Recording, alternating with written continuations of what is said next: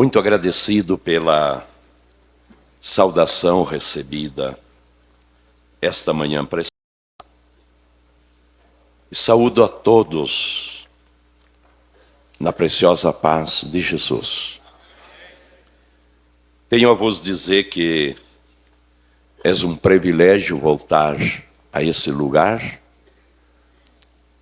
rever esses queridos obreiros, muito deles amigo da gente, também poder estar junto com o pastor Wellington Júnior, que creio que seu pai está...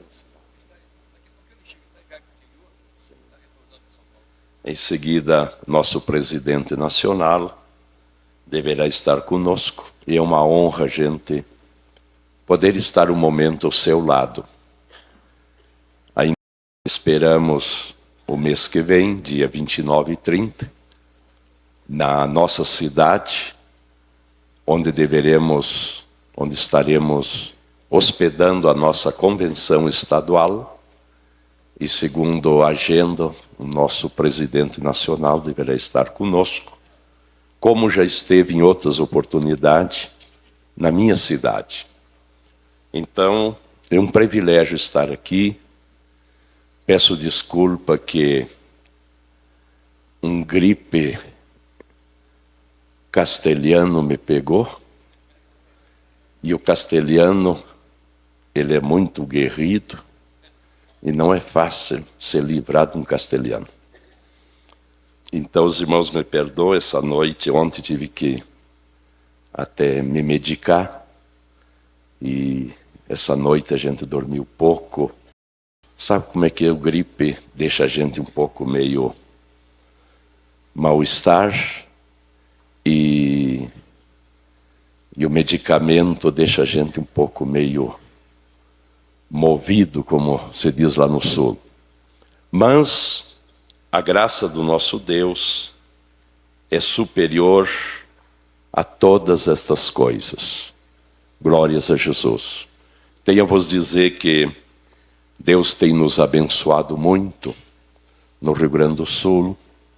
Nossa convenção muito abençoada, nosso presidente, pastor Ubiratã. Trabalho na nossa cidade, muito abençoado, e sabemos que estamos vivendo um tempo no nosso querido Brasil de muitas bênçãos de Deus. A obra de Deus, a Assembleia de Deus, todo o Brasil está sendo ricamente abençoada. É uma promessa, como já ouvimos aqui, e Deus tem cumprido essa promessa. Como vocês têm observado no livro, na página 88, aí nós temos umas 10, 12 páginas sobre bibliologia. Essa matéria, irmãos, é uma matéria de suma importância, como todas, porque é o manejo da nossa Bíblia. A Bíblia para nós é a nossa ferramenta de trabalho. O carpinteiro tem as suas ferramentas de trabalho, o médico, cada profissional tem as suas ferramentas de trabalho. E quem souber manejar melhor as ferramentas de trabalho, vai extrair mais proveito dessa ferramenta de trabalho. E nós, pastores, pregadores, crentes, a Bíblia é a nossa ferramenta de trabalho na obra do nosso Deus. Então a nossa Bíblia, nós precisamos conhecê-la um pouquinho melhor, para nós extrair mais proveito da nossa Bíblia e fazer que ela seja muito mais útil às pessoas. Os irmãos me perdoem porque eu tenho praticamente 40 anos. E faz pouquinho que eu cheguei da Argentina, estava inaugurando igrejas, dando estudos, e a língua está um pouquinho pesada, mas vamos tomar um chimarrão, mas é lá no Rio Grande do Sul, já fiz isso, para afrouxar um pouco a língua, né? Mas tem, olha aí, ó. Vamos afrouxar a língua com chimarrão quente, hein? Aí de tarde já falaremos melhor, né? Mas alguma palavra em espanhol vai entrar, os irmãos me perdoem. Muito bem, meus queridos, uma vez, quando dei escatologia aqui, já mencionei esse texto, mas nós obrigamos a voltar a ele, que é Hebreus capítulo 4, versículo 12. É um versículo chave para a nossa meditação. Hebreus capítulo 4, versículo 12, o escritor aos Hebreus diz assim: porque a palavra de Deus é viva, eficaz e mais cortante do que qualquer espada de 2 gumes ou fios, e penetra até a divisão da alma e do espírito e das juntas e mêdulas, e é apta para discernir os pensamentos e as intenções do coração. Todos nós sabemos que a palavra Bíblia não está no conteúdo desse livro. A palavra Bíblia só temos na capa, porque para o ano 96 depois de Cristo, todo esse livro já estava escrito. A palavra Bíblia foi dada a esse livro no ano 397 depois de Cristo. Então, no ano 397 depois de Cristo, quando é juntado os 39 livros do Antigo Testamento e os 27 livros do Novo Testamento, e desses 66 livros se fez um singular, o livro. Se tornou a Bíblia, aí se colocou o nome de Bíblia, e ele apenas ficou na capa. Mas a Bíblia tem no seu interior seus nomes canônicos, oficiais. E um deles nós temos lido aqui, porque a palavra de Deus. Então, naqueles dias não se chamava Bíblia, mas se chamava a palavra de Deus, se chamava as Escrituras, Sagradas Escrituras, o Oráculo Santo e outros nomes, que esse sim está no seu conteúdo, e esses são o nome canônico da Bíblia. Agora vocês observem que o escritor aos Hebreus, ele faz uma metáfora da nossa Bíblia. E todos nós sabemos que metáfora é passar as qualidades de uma coisa para outra. Quando Jesus disse, eu sou a videira, ele não era uma videira. Ele passava as qualidades da videira, sua pessoa, vós as varas, nós não somos vara. Mas é metafórico as qualidades de uma vara em nós. Meu pai é o lavrador, Deus não é um colono. Mas metaforicamente o trabalho, o cuidado, um agricultor na pessoa de Deus para cuidar nós. Então ali já é uma alegoria, porque passou de 2 metáforas, se torna uma alegoria. Então os irmãos observem que nesse texto, o escritor está usando uma metáfora, passando as qualidades de uma espada de 2 fios para a Bíblia. E todos nós sabemos que essa espada de 2 fios, já mencionei aqui, os 2 fios da Bíblia, a interpretação e a aplicação. São os 2 fios da Bíblia. Nós não podemos usar o segundo fio, que se chama aplicação, sem que primeiro nós use o primeiro fio, que é a interpretação. E eu estou falando para pessoas que estudam hermenêutica. Hermenêutico nos ensinam que o mínimo dos mínimos, para nós interpretar esse livro, nós precisamos 3 áreas teológicas. O mínimo dos mínimos. Que é a própria hermenêutica. E a hermenêutica nos dá esse livro 22 linguagens retóricas, que é a riqueza da Bíblia, que o leitor, o que está usando, eu estou falando manejar bem a palavra dessa verdade. Eu estou falando que a Bíblia é uma espada de 2 fios e que necessita se usar o primeiro fio para aplicar o segundo. Primeiro a interpretação para a sua aplicação. E que ela tem 22 linguagens retóricas. Talvez algumas pessoas dizem, mas é tão difícil isso. Não é difícil. Quando eu dirigi o primeiro carro, eu meti mais de uma vez no meio do matagal. E me ajudaram a tirar de volta. E apagava e ia aos trotes. Até que hoje a gente dirige à noite, sem nenhum problema. Assim eu uso da Bíblia, irmãos. Parece que no começo é difícil. Mas quando nós estamos lendo a Bíblia, a nossa mente, ela está descobrindo as linguagens que o escritor está usando. Para nós ver a riqueza da Bíblia. Eu preguei aqui uma mensagem dentro de uma das linguagens da Bíblia, que foi um hebraísmo.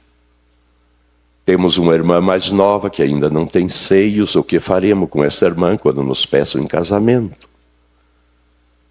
E ali nós trouxemos os 4 sinônimos lá do hebraísmo, que é não ter seios. E se nós não conhecermos um pouquinho a linguagem da Bíblia, nós perdemos as riquezas da Bíblia. Aleluia. Então, irmãos, a nossa Bíblia tem 22 linguagens retóricas, que ao nós ler, necessitamos de entender, para nós extrair as riquezas, manejar bem a palavra da verdade. Dividir ela. Se é uma metáfora, se é um hipérbole, se é uma alegoria, se é um hebraísmo. E aí nós temos a riqueza da Bíblia, para nós poder ensinar, para nós poder melhor usar este livro. Além disso, irmãos, nós temos a área da escatologia com as dispensações. Porque nós vimos bastante atrelado escatologia e dispensações. Claro que são 2 matérias, mas elas trabalham juntos. Para nós estudar as coisas futuras, temos que saber as dispensações. E todos nós sabemos que a nossa Bíblia é um edifício de 7 pisos. E que ela está relacionada nos seus 1.600 anos que se levou para se escrever esse livro. Esses escritores escreveram o assunto para esses 7 pisos. Que muitas vezes nós juntamos, fizemos um pacote. Porque vamos lá numa concordância bíblica e buscamos a palavra. E fizemos uma salada da Bíblia.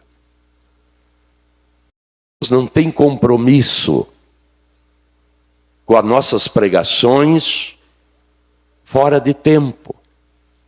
Principalmente na área de doutrinas e de promessas. Quando entramos na parte doutrinária, irmãos, ensinos, todos nós sabemos que a nossa dispensação da morte de Cristo ao arrebatamento, que a nossa dispensação são 24 doutrinas e pronto. 8 da salvação, 8 da fé cristã, 8 escatológica. E nessas doutrinas Deus respeita e nos abençoa e faz-se cumprir porque são nossas. Doutrina de outras dispensações, Deus não tem compromisso hoje. Não que não vamos deixar de falar delas, mas não aplicá-la hoje. Promessas. A Bíblia está cheia de promessas, segundo alguns intérpretes, há mais de 32.000 promessas. Mas as promessas nossas é da nossa dispensação. Eu não posso oferecer um povo, prometer um povo.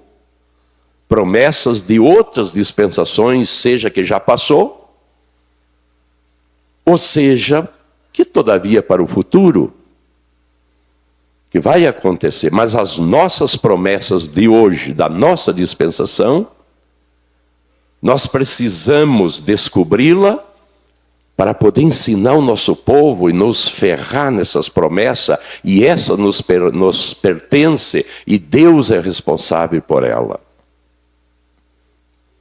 Não é querer falar mal, mas muitas vezes dá vontade da gente gritar escutando certas pregações. Por ética não se faz. Por esse motivo que para aplicar o segundo fio, que é a aplicação da espada, primeiro a interpretação. E aí Deus é responsável. Tiago, o apóstolo, diz: vocês pedem, vocês insistem e não recebem, porque pede mal. São promessas fora do texto. Promessas, irmãos, que nós não sabemos interpretar, nos custa, e às vezes usamos errado. Agora nós estávamos na escola em Abreu e Lima, o pastor Wellington estava junto, e eu estava falando da primeira vez que estive em Israel. Fui estudar lá pelo ano 1984, e foi uma escola que os nossos professores, eu fiz 6 matérias, levava por lugar bíblico, para nós pregar, para nós estudar no lugar bíblico. Passamos um dia lá no monte que muitos de vocês conhecem, o monte do sermão, onde Jesus pronunciou capítulos 5, 6 e 7 de Mateus. Passamos 2 dias passamos ali de aula. Foi muito lindo, vendo o mar de Galileia, os acontecimentos. Lá em cima no Hebrom, passamos um dia de aula, num local lindo, vendo todo o mar da Galileia, seus 14 por 24 quilômetros. As cidades em volta e o professor nos ensinando aqueles acontecimentos. No monte do Meguido, olhando o vale do Jezreel e seus acontecimentos. Teve momento que eu fiquei com vergonha de certas pregações que a gente fez. E nunca mais preguei aquilo. Para o preço que a gente comprava, a gente vendia. Mas o que me impactou muito foi lá, ao ladinho dos tanques de Betesda. E aquilo me impactou e nunca mais preguei o tanque de Betesda. E a gente pregava o tanque de Betesda, Casa da Misericórdia, ai, ai, ai, ai, ai, ai. E esses dias até escutei uma certa igreja no rádio pregando: trouxemos água do tanque de Betesda, até hoje o anjo está lá abençoando, e ai, ai, ai, ai, ai, ai, ai, ai, ai. E o povo vai lá e compra. E quando nós estávamos lá do tanque de Betesda sendo ensinado, nos desceram lá e mostraram para nós os desenhos que tem do Deus Esculápio, que é o Deus da medicina, o Deus da cura, que tem na frente das farmácias um bastão com uma serpente em volta. E lá dentro do tanque tem vários desses desenhos, porque aquele tanque foi construído para o deus pagão da Grécia, o Esculápio. E aquilo ali era uma fantasia. Aquilo é um agregado. Depois do ano 397, um cardeal que introduziu aquele versículo 4, eu tenho Bíblia minha, e tem uma que eu tenho ali no hotel. A do hotel está entre parênteses. Eu tenho Bíblia, alguma versão que o versículo 4 não aparece, do 3 pula para o 5. Porque aquilo ali foi inserido mais tarde, que era uma crença do Deus Esculápio, que retinham a água. E quando largavam aquela água, e os bruxos, feiticeiros, fazedor de milagre, como diz São Paulo aos Tessalonicenses, da parte satânica, faziam aqueles milagres. Então havia aquela crença, e como nos dizia o professor nosso, lá estava um desviado, não do cristianismo, mas de Deus, lá do Antigo Testamento. 38 anos lá esperando uma promessa errada. E Jesus foi lá buscar um desviado lá e tirou, e curou só ele, e tirou de lá. Quando eu escutei aquilo ali, nunca mais preguei o tanque de Betesda. Então a nossa Bíblia, irmãos, não podemos agarrá-la e jogá-la como ela está. São pérolas, são riquezas, que quando nós pregar, nós temos que sentir dança e sentimos que há um apoio de Deus, há um respaldo de Deus naquele texto. A gente sente que há uma graça e uma unção, que Deus está ali para confirmar. Caso contrário, ele não tem compromisso.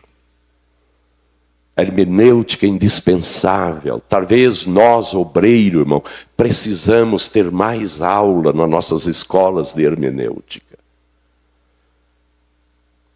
Nós temos o nosso SECRE,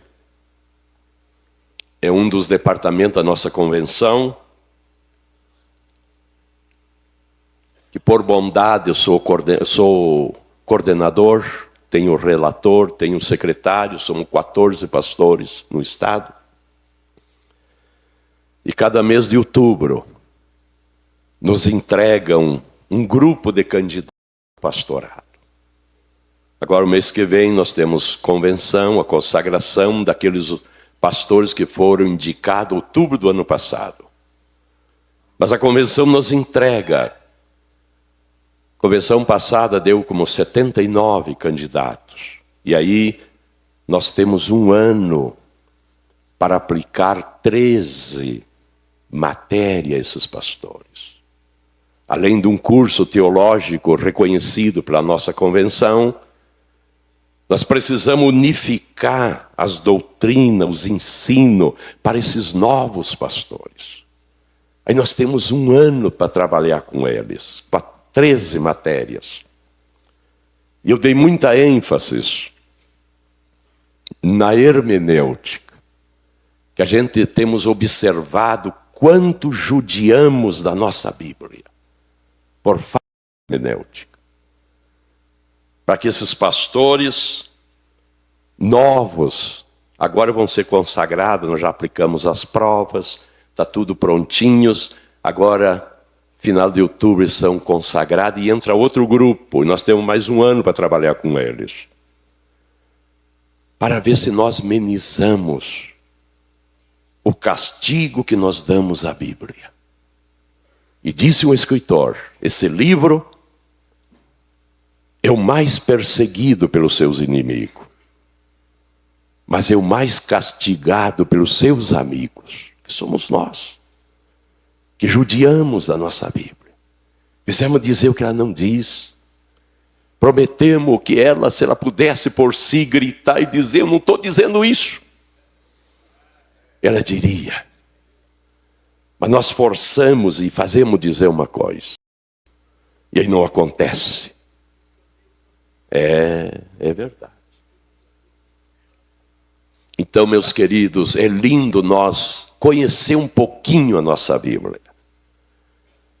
Então, a escatologia com as dispensações nos coloca os tempos da Bíblia. Tem uma promessa, para que tempo é essa promessa? É para nós? É para os judeus? É um juízo para o mundo gentílico? Para quem é? Nós sabemos que a Bíblia foi dirigida a esses 3 povos. O que é para nós, a igreja? O que é para os judeus é promessa, mas é doutrina, mas é deles. Ou é juízos para esse mundo pós-arrebatamento. E não hoje. E quando nós, irmãos, dividir os tempos da Bíblia e colocar os assuntos dentro dos tempos certos, é lindo a Bíblia. Deus se sente feliz, o Espírito Santo se sente feliz. E terceiro, já o mencionei uma vez a vocês, é a geografia da Bíblia. O que eu quero com geografia, pastor? Geografia, irmãos, é a autenticidade da Bíblia. Se não houvesse geografia, não haveria autenticidade à nossa Bíblia. Geografia está lá os mapas para ser estudado. E eu sempre aconselho da nossa casa publicadora. Esse dia até estava esgotado lá, me telefonaram, pastor, os atlas que tu está recomendando não tem mais, e onde consegui? O novo Atlas da Bíblia, 160 mapas. Aquilo é lindíssimo, aquilo é uma riqueza, tu vai pagar lá R$100 e poucos, mas temos para o resto da vida. Localizar lugar, saber o que aconteceu, são estudos que estão ali dentro, irmão, com aquele lugar que nós vamos usar na escola bíblica dominical, ou vamos lá no ensino, o prefácio da nossa mensagem, do nosso ensino, tem que ter uma autenticidade que é a geografia bíblica. O mínimo essas 3 áreas para nós usar o primeiro fio da Bíblia, que é a interpretação. Então, irmãos, a Bíblia é um livro para nós manejá-la como uma ferramenta de trabalho. E nós usamos todos os dias. Então, irmãos, bibliologia é nós conhecer um pouco deste mar, desta fonte, desse rio de Deus, que nunca secou e nunca secará. Quantas vezes eu preguei e disse, irmãos, Jesus arrebata a igreja, o Espírito Santo se foi com a igreja, a Bíblia é um jornal velho. Até que um dia alguém me parou. Pare de falar bobagem, moço, eu era jovem. Onde tu aprendeu isso? Quantos puxões de orelha eu levei dos meus professores? Somos egoístas. Todas as dispensações o Espírito Santo atuou, atua e atuará. E a Bíblia, depois do arrebatamento, tem o Evangelho para ser pregado todavia. Vão usar essa mesma Bíblia nossa de hoje. Só que hoje nós usamos para o que é nosso hoje. E as outras dispensações, lá no milênio de paz, os pregadores, que está lá em Isaías 66, 19. Esses pregadores que Deus enviará até as ilhas, que nunca ouviram falar de Cristo, com as promessas daquela dispensação. E vão usar essa mesma Bíblia nossa. Então, meus queridos, manejar bem a palavra da verdade. Ali na nossa matéria, era uma matéria um pouco longa, mas pelo exíguo tempo, irmãos, eu quero apenas fazer alguns comentários. Aqui nós temos na nossa introdução, em tempos muito remotos, a Bíblia era um tabu. Se nós observar lá no ano 1229, foi proibida a leitura da Bíblia. O cristianismo já vinha sofrendo desde o ano 1500 a 1200. Lá em 1200, Pedro Baldo, no sul da França, faz aquele grande movimento. Reviveu o Evangelho, que estava há 700 anos, que era a Idade Média, a 4ª igreja de Apocalipse. Aquela escuridão de 700 anos, 1500 a 1200. Mas Pedro Baldo revive. 1229, 29 anos de pregação, 1 milhão de cristãos. Aí, a leitura da Bíblia. Melhor é proibir para não crescer, mas continuou crescendo. Foram para a execução. Caçaram o cristão nos Alpes de Itália como feras, mataram. Queimaram como Klinfen, João Hus. perderam a vida por causa da Bíblia, que ela não parasse. Mas louvamos a Deus por Martim Lutero. 1512 começa a ler a Bíblia. 1º de novembro de 1517 fez a reforma. Cravou as 95 teses.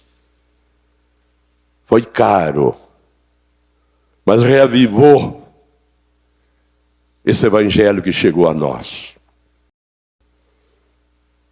Tu observa, irmãos, lá em Marcos capítulo 13, nós temos ali um assunto escatológico que tem um campo muito vasto. Esse capítulo 13 de Marcos. E se nós observar ali, do 32 ao 37 do capítulo 13,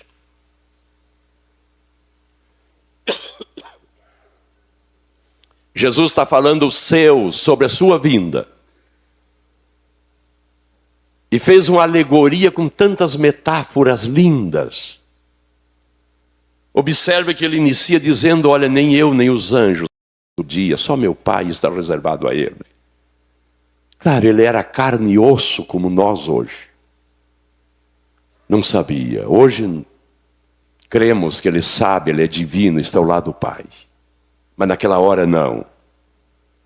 Mas disse ele, a minha vinda é semelhante a um homem que deixou a sua casa e fez uma viagem fora do país. Está ali o texto. O que ele queria dizer? Eu sou este homem que tem uma casa. E eu vou sair dessa terra, eu vou voltar para onde eu vim. Eu vou deixar a minha casa. Mas não vou abandoná-la. Aqui diz que vou deixar minha casa e vou dar autoridade aos seus servos, os servos dessa casa, da autoridade. O que queria dizer? Eu vou chamar um ministério e vou dar autoridade para esse ministério, que somos nós hoje, para nós cuidar dessa casa. Aleluia. A cada um eu vou dar a sua obrigação, diz ali o texto. Ninguém vai estar ocioso nessa casa. Cada membro da igreja tem a sua obrigação. E os meus servos ficarão responsáveis pelo cuidado da casa. E eu vou mandar um porteiro para cuidar dessa casa. E ele subiu os céus e fez uma reuniãozinha com o pai e o porteiro que durou 10 dias, diz a Bíblia.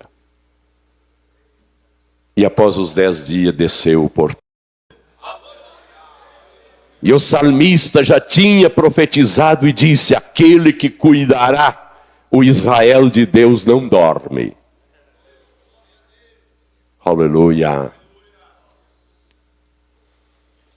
E nós somos felizes por esse porteiro que sabemos, que está cuidando a casa, é o porteiro. E aí ele entra nos 4 tempos da sua vinda. Observe que ele diz que ele poderia vir ao atardecer. Se eu não vim ao atardecer, eu posso vir à meia-noite. Se o dono da casa não vem à meia-noite, poderá vir ao cantar do galo. Se ele não vir ao cantar do galo, aí sim é seguro que ele vem no clarear do dia. Dentro do hebraísmo. Nós sabemos dentro do hebraísmo, o hebraísmo, irmão, não é o idioma hebraico. Hebraísmo é a cultura hebraica dentro da Bíblia que não foi traduzida do Oriente para o Ocidente. Então, dentro da sua cultura, o atardecer era um momento de muita preocupação. Todo judeu, todo oriental, ao anoitecer, ao atardecer, de se prepararem, porque vamos enfrentar uma noite. Jesus estava dizendo, vai existir um atardecer, que saiu caro, que foi até o ano 500, que se chamou Idade Antiga, as primeiras 3 igrejas do Apocalipse. Que atardecer preocupante do cristianismo, enfrentando os imperadores. A luta que teve os canonizadores do Novo Testamento, os pais da igreja e os apologistas, para não deixar entrar livros apócrifos, que depois, 18 de abril de 1546, ainda os católicos meteram 7 livros apócrifos, porque tinham proibido no ano 1229, mas a reforma, 1517, a Bíblia veio à luz, e quando chegou 18 de abril de 1546, não dá mais. Tem que permitir a leitura, mas agregado, 7 livros, daqueles 398 anos antes de Cristo, que Deus retira seu Espírito. Aleluia. Então foi um atardecer difícil, que Jesus já tinha visto, anunciado. Mas se eu não vi, eu posso vir à noite. E houve uma meia-noite de 700 anos. Do ano 1500 a 1200. Vocês sabem ali a história da meia-noite escura que a igreja viveu. Que as filosofias orientais tomaram conta. Eu escrevi a matéria de heresiologia da nossa escola no Sul. E eu dou as datas por datas, como paganizaram a igreja desde o ano 196. Até 196 a igreja foi pura. Mas 197 já começou aquelas heresias até 1950. Está aí uma igreja paganizada, que houve necessidade de uma reforma. Mas chegou uma meia-noite escura e Jesus não veio. Mas pode vir no clarear o dia. Perdão, ao cantar do galo. E o hebraísmo diz que cantar do galo é uma voz de esperança. O hebraísmo diz que o cantar do galo é um anúncio que a noite passou, que vai vir dia. Porque é lá na madrugada que o galo canta. E quando o galo canta, irmãos, está dizendo, a noite está terminando e chega o dia. É esperança agora. E nós tivemos nosso galinho, Martim Lutero, que cantou. Procuraram o pescoço dele. Quando o reitor da Universidade ele mandou a mensagem e disse, não vá a Roma, porque há na praça uma forca para te matar. Quando eles mandaram chamar ele, queriam parabenizar que não puderam dar a resposta às 95 teses. Mas o reitor disse, não vá, porque vão te matar. E ele não foi.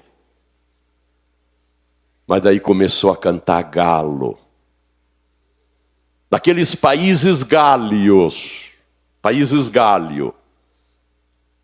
acima, hoje da Grécia, toda aquela região, e pegava os países escandinavos, os países gálios, começou a surgir galos cantando de madrugada. E eles correndo atrás deles para matar a Inquisição, matamos e matamos, e a Inquisição nos dá poder para matar. E esses galos, irmãos, subiram esses países escandinavos, chegaram até Suécia. E de Suécia voou 2 galos. Fizeram uma paradinha nos Estados Unidos, mas vieram bater asa no nosso Brasil. Era uma esperança. Mas Jesus não veio. Kamadurinamaganda. Xeremendurinimiguei. Eu assisto esta reunião, disse o Espírito Santo. Eu assisto, ele está aqui. Passou o cantar do galo, Jesus não veio. Mas se não vinha, aí sim, aí você segura o clarear do dia. Observe que isso foi falado no ano 29 por Jesus. E no ano 96, 60 anos mais tarde, João escreve: eis que cedo eu venho. Eu não vou vir ao atardecer, nem à meia-noite, nem no cantar do galo, mas cedo eu venho. E o mundo, irmãos, os cientistas dizem que de 1970 para cá, o dia começou a clarear. E já clareou bastante. E o que é clarear no hebraísmo? Cedo é ver o que de noite não se via. Clareou dia, hebraísmo. Ver o que não se via. Meu avô era médico, veio da Alemanha para o Brasil. 1898, operado apêndice. Quando o Brasil se dizia que era um nó que se dava numa tripa e a pessoa morria. Não havia anestesia, era a custo de éter. E meu avô veio para operar.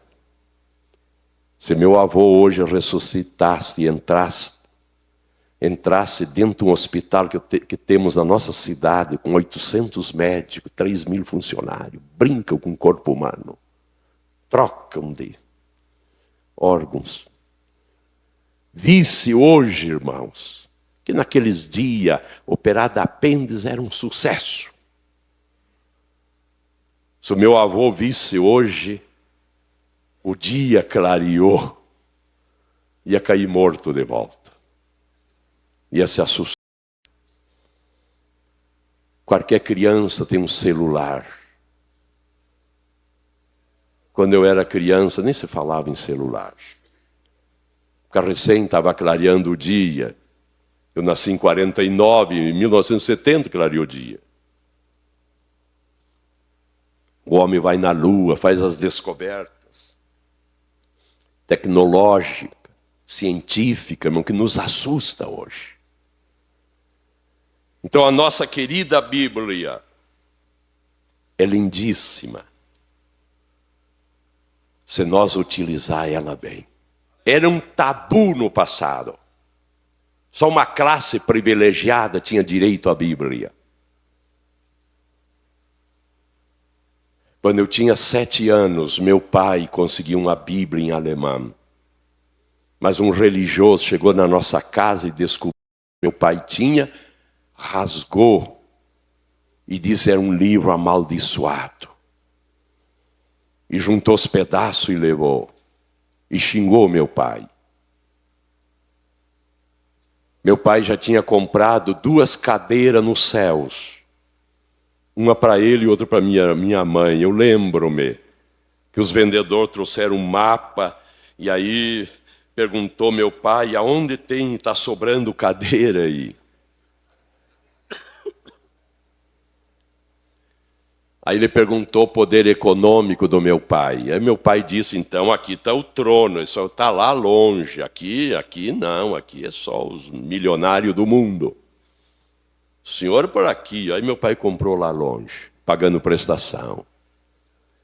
Mas que lindo quando a Bíblia chegou à nossa casa, o Evangelho, tirou aquela cegueira.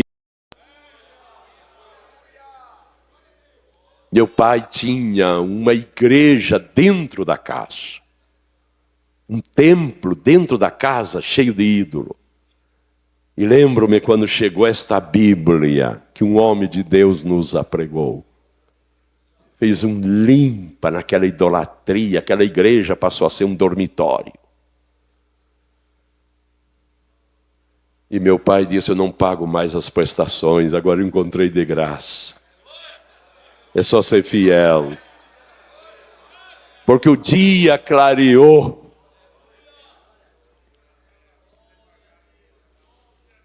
meus queridos, Jesus está muito presto a vir. Muito presto.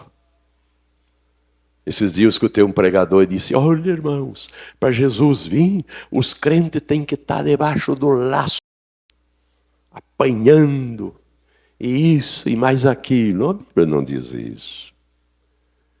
Jesus disse: será como os dias antediluvianos. Compravam, vendiam, casavam, voltavam, se divorciavam e voltavam a casar de volta. Dias prósperos. Daniel disse: a ciência chegará o último. E aí está. Isso é um anúncio que ele está presto a vir. Esse dia já clareou. Mas meu pai consegue uma Bíblia, aí nós convertemos. Hoje a Bíblia, irmão, está por toda parte. Chega no hotel, lá no hospital, nossos gideões internacionais estão com a Bíblia levando. Hoje a Bíblia é uma riqueza, mas ela foi um tabu. O inimigo da Bíblia sabia que esta despertar da Bíblia entre nós era o problema para eles.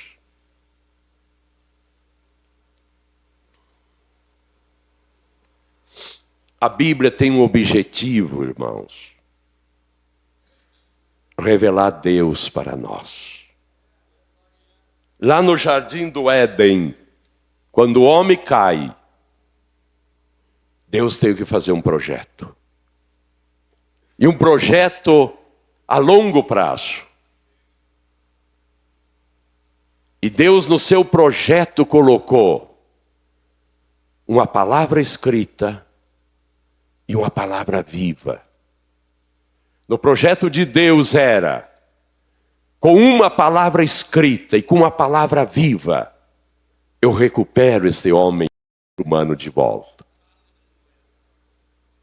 E 1500 anos antes de Cristo, ordena a Moisés começar a escrever o livro escrito. Claro, foi buscar livros de 700 anos antes, como o livro de Jó. Mas o Espírito que o inspirou Moisés, vendo coisas futuras, também o passado. Lá no capítulo 5 do Gênesis, teve que ir no livro das genealogias. E Moisés, inspirado para começar a escrever esse livro, que Deus tinha feito aquele projeto. E só veio se concluir esse livro com a palavra viva, que é Jesus Cristo. E com a palavra escrita e a palavra viva, nós estamos aqui esta manhã. Deus resgata o mundo, o ser humano de volta. Por isso que a Bíblia foi um livro perseguido ao último. E nos engavetaram 700 anos. Mas Deus levantou Martim Lutero. E hoje está aí a Bíblia. E agora sim, até o arrebatamento da igreja, isso aí não vai parar. E depois, o pregador do Evangelho eterno que se vire. Que eu não quero ser eu e não quero que seja você. Do capítulo 14 de Apocalipse. E o Evangelho do Reino que voltará para Israel. Que nós não pregamos da graça. Aí é com os judeus, é eles que vão pregar. Mas a nossa missão queremos finalizar com muito afinco. Aleluia! Essa Bíblia, irmãos, apareceu por homens inspirados por Deus.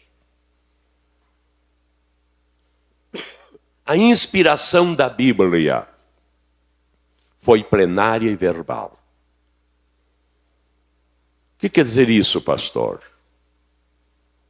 Era uma inspiração que era plenária e verbal, transmitido verbalmente de pais a filhos sucessivamente, até os escritores começarem a escrever.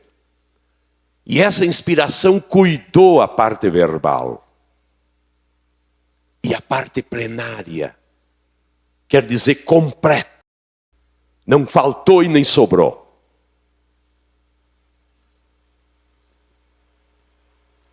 Essa inspiração plenário-verbal terminou. Termina-se de escrever Apocalipse, terminou essa inspiração.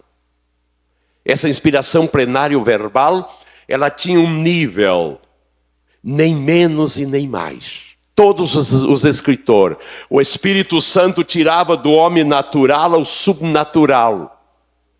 Como tivesse no topo de uma montanha, vendo as outras montanhas, os acontecimentos e relatando.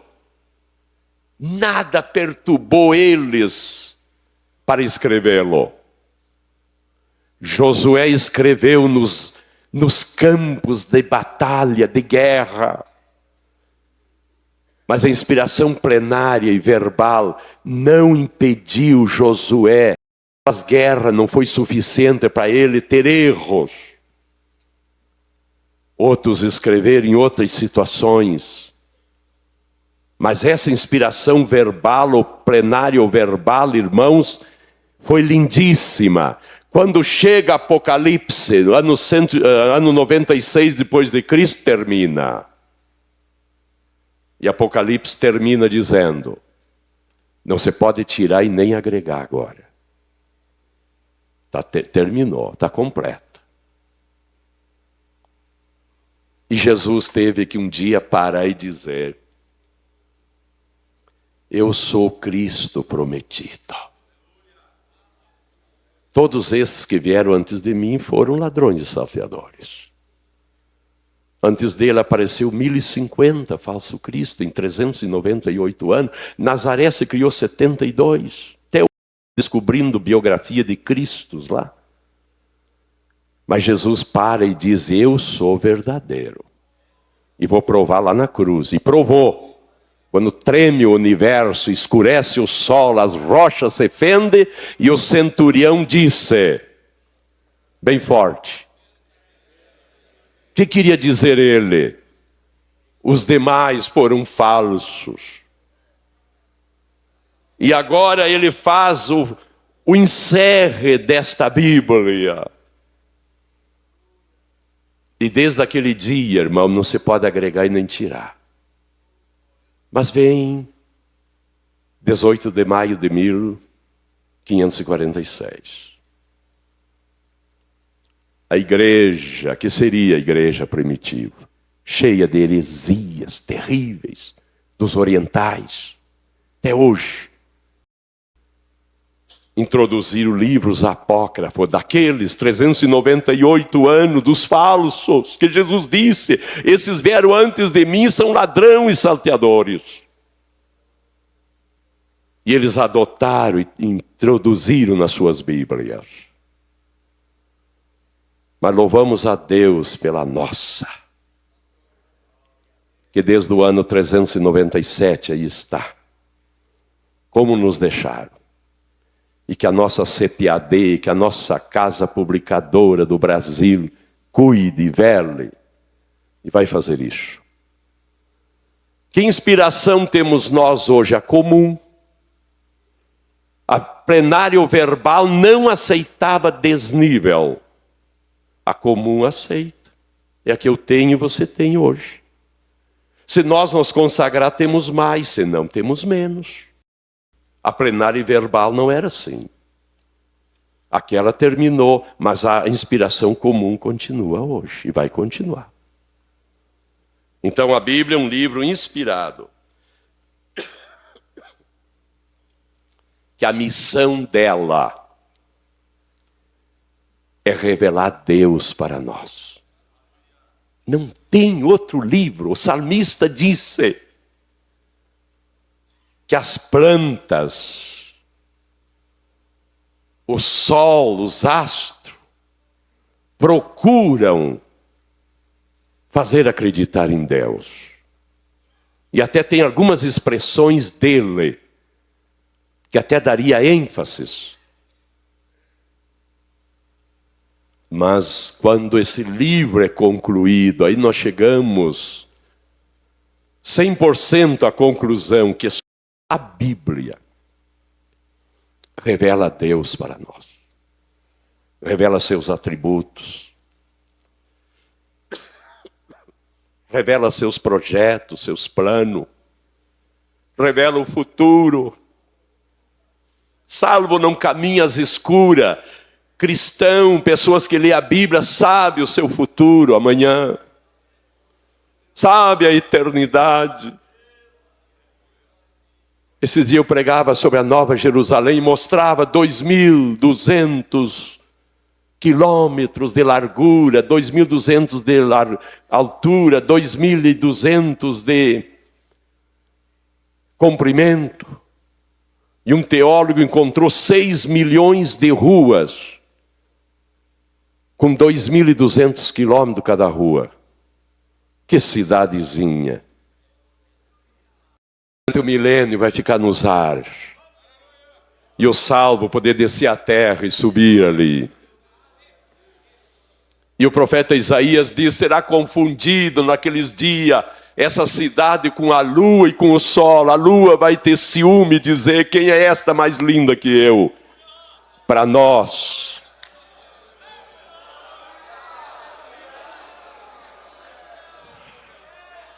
Mas quando finaliza o milênio, essa Bíblia está nos dizendo que Deus vai purificar a terra. E o escritor aos Hebreus, no capítulo 12, versículo 26, 27 e 28, ele diz que será removido tudo que o homem fez.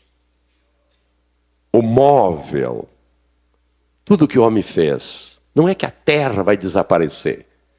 Será purificada tudo que o homem fez na terra. Ficará só o que Deus fez. E sobre esse planeta, essa nova Jerusalém sentará, diz-nos a Bíblia. E se ela nos revela esse futuro, que só ela.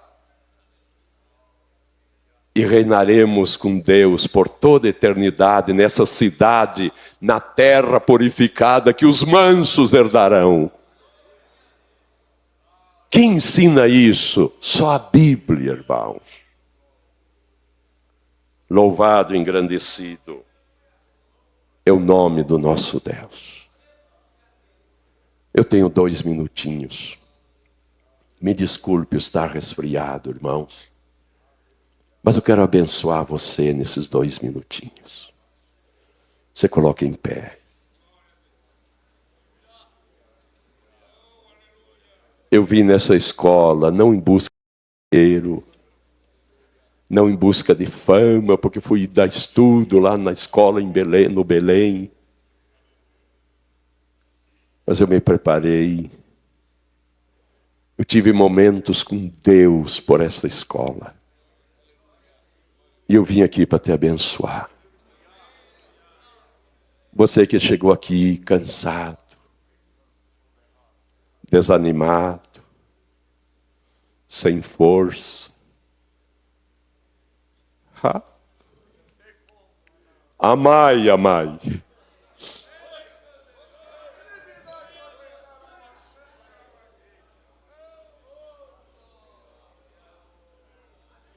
O diabo flameou algumas bandeirazinhas, disse o Espírito Santo aqui.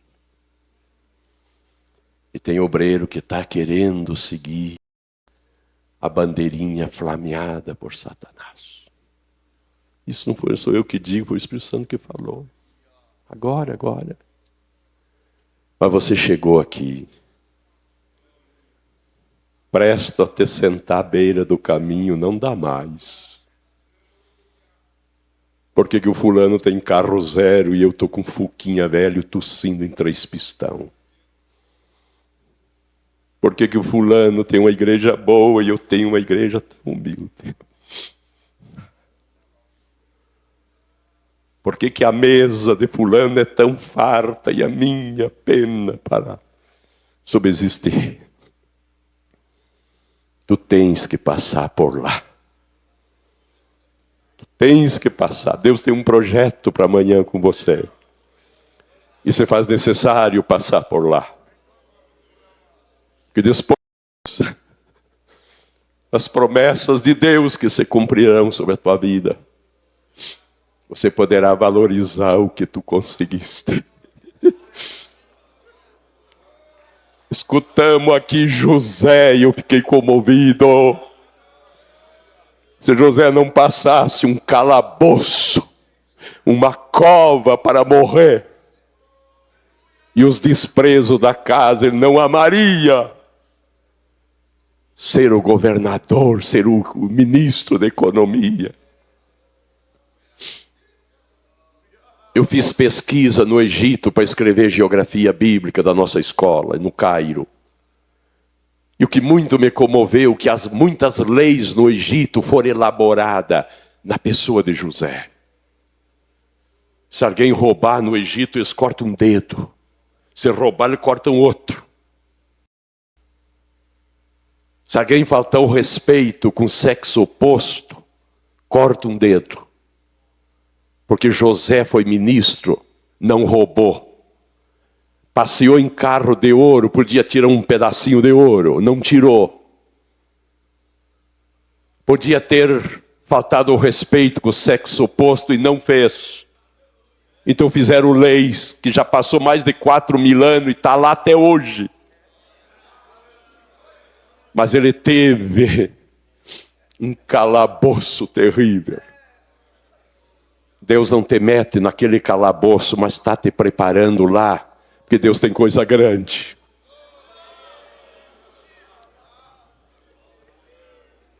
Coloque a mãozinha no coração. Fecha os teus olhos. Por um minuto. Agora você vai ficar caladinho agora. Eu quero te deixar um minuto com Deus. Tu precisa orar com a mente. E você tem coisa para dizer para Deus que o teu colega, teu amigo e teu lado não pode escutar. Só Deus. Tu tem alguma coisa para arrumar com ele? Ei, Barai.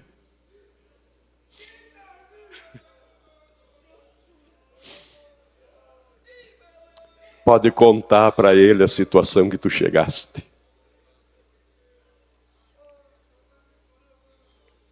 Tu está no lugar certo. Foi Deus que marcou esse encontro. Essa escola. Se não for essa escola, eu não sei quantos de nós estaríamos aqui. Se seríamos obreiro. Quantas vezes eu cheguei numa escola, irmãos, trapilho espiritual, e saí que era um gigante.